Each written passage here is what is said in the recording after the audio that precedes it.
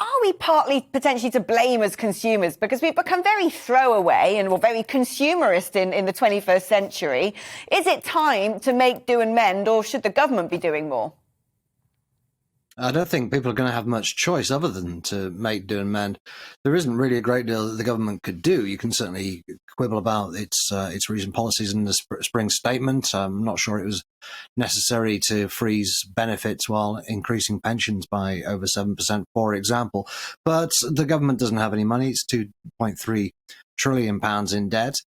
This is not something that it can fix at this stage, partly because it's a global problem.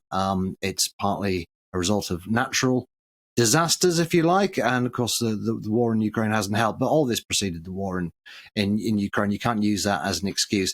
The reality is that this is in large part, the culmination of many years and several successive governments' failure to get a grip on this. And so, although it can't do anything about the price of fertilizer, for example, which is largely at the root of a lot of these problems in actual fact, it could have done something about the cost of childcare, could have done something about the cost of housing. Housing is a much bigger part of people's expenditure than food is these days. It could have done a lot in all sorts of areas, but it really hasn't cared. It's had other priorities. That's the bottom line. I'll give you one example. Fairly small example, but in October, the government plans to ban buy one, get one free deals in supermarkets.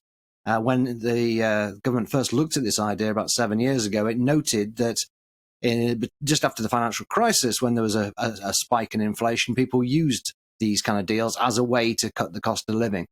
But by 2015, this wasn't seen as a problem anymore because it was just assumed that inflation would be low. In fact, the whole house of cards, that is the British economy over the last nearly 15 years now, has been based on the idea that inflation wouldn't go up much above 2%. And the whole system of borrowing endless amounts of money and printing endless amounts of money relied on it not going to the kind of levels that we've got now. And now it's happened for various different reasons, and there isn't a solution. It's not going to be all right this time.